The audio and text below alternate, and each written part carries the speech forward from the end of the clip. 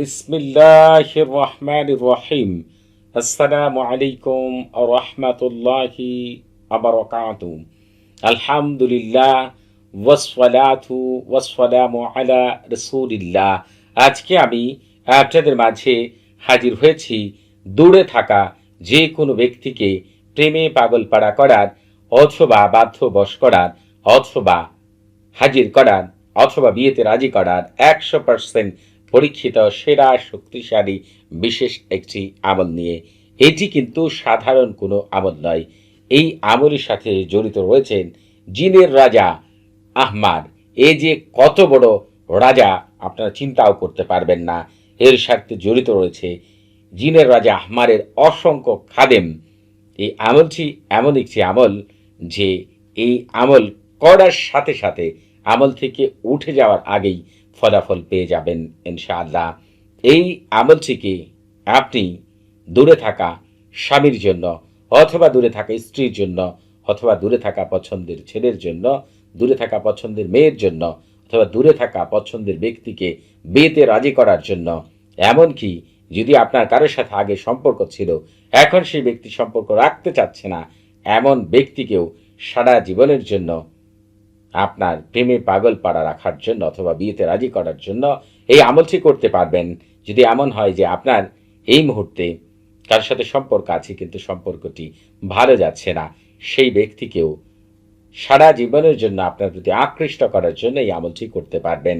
এমনকি আপনার কাছের যে কোনো ব্যক্তিকে দূর থেকে আপনার সামনে হাজির করার জন্য এই আমলটি করতে পারবেন। শুধু এই আমলটি আমি যেভাবে বলবো সেইভাবে করবেন, বাকি কাজটি এই জিনের রাজা আহমার এবং তার খাদেমরাই করে দেবেন ইনশাআল্লাহ। এটি কিন্তু সাধারণ কোনো আমল নয়। আবারও বলছি, সাধারণ কোনো কাজের জন্য এটিকে ব্যবহার করবেন না। যার সাথে সারা জীবন থাকতে চান, যাকে ছাড়া আপনি একেবারে বাঁচতে পারবেন না, যাকে জীবনের চাইতে বেশি ভালোবাসেন, এমন সকল ব্যক্তির জন্য করবেন। কোনো অসৎ উদ্দেশ্য নিয়ে আমল করার চিন্তাও করবেন না। এটি দূরে থাকা ব্যক্তির জন্য করতে পারবেন, সে যে খুশি সেই হোক, শুধু অন্যায় কাজে যেন ব্যবহৃত না হয়।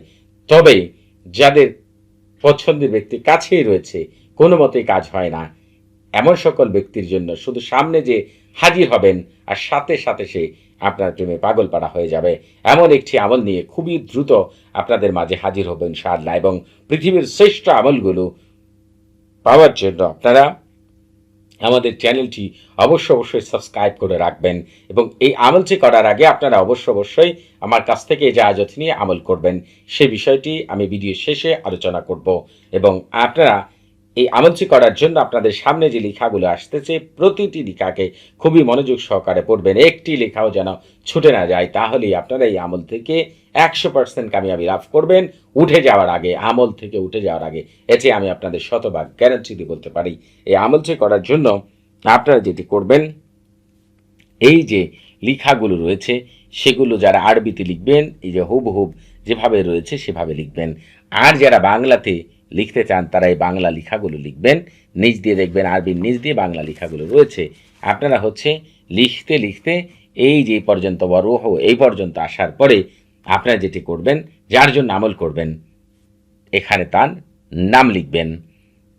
যদি সে ছেলে মানুষ হয় তার নামের পরে ইবনে লিখবেন, যদি সে মেয়ে মানুষ হয় তার নামের পরে ইবনে না লিখে বিনতে লিখবেন। এরপরে ছেলে মানুষের জন্যই করেন আর মেয়ে মানুষের জন্যই করেন, তার মায়ের নামটি লেখার চেষ্টা করবেন। যদি সম্ভব না হয় তাহলে তার বাবার নামটি লেখার চেষ্টা করবেন। এই যে এই জায়গাটির মধ্যে যদি মা বাবা কারো নাম জানা না থাকে তাহলে হযরত আদম আলাইহিসসালাম অথবা হযরত হাওয়া আলাইহিসসালাম লিখবেন। লিখার পরে এই যে ইলা মোহাব্বতির পরেই আপনার নিজের নাম লিখবেন। আপনি ছেলে মানুষ হলে আপনার নামের পরে ইবনে লিখবেন, আপনি মেয়ে মানুষ হলে আপনার নাম লেখার পরে বিনতে লিখবেন। এরপর আপনার নিজের মায়ের নাম লিখবেন। লিখার পরে আলোহা লিখবেন। এরপরে আল আজারু লিখবেন, আসাআতু লিখবেন। আর যারা বাংলাতে লিখতে চান নিজ দিয়ে পুরো নিয়মটি আমি বলে দিয়েছি, তারা বাংলাতে লিখবেন। ঠিক এই কথাগুলোকে হুবহুব এখান থেকে শুরু করে একেবারে শেষ পর্যন্ত আপনাদের সাআতু পর্যন্ত যেটি করতে হবে 21 টুকরা কাগজের মধ্যে লিখতে হবে। লিখার পরে প্রতিটি কাগজের মধ্যেই কিছু গোলমরিচ এবং কিছু আগরবাতি ভেঙে গুঁড়াগুলো রাখবেন। তারপরে কাগজগুলোকে পুরোপুরি ভাঁজ করে ফেলবেন। পুরোপুরি ভাঁজ করার পরে একটি কাগজ সেখান থেকে নিয়ে ভাঁজ করা অবস্থায় আগুন একেবারে জ্বলন্ত আগুনে ছেড়ে দিবেন। আপনার সামনে হয় মাটির চুলা, গ্যাসের চুলা, কয়লার চুলা অথবা কাঠ দিয়ে আগুন জ্বালিয়ে রাখবেন।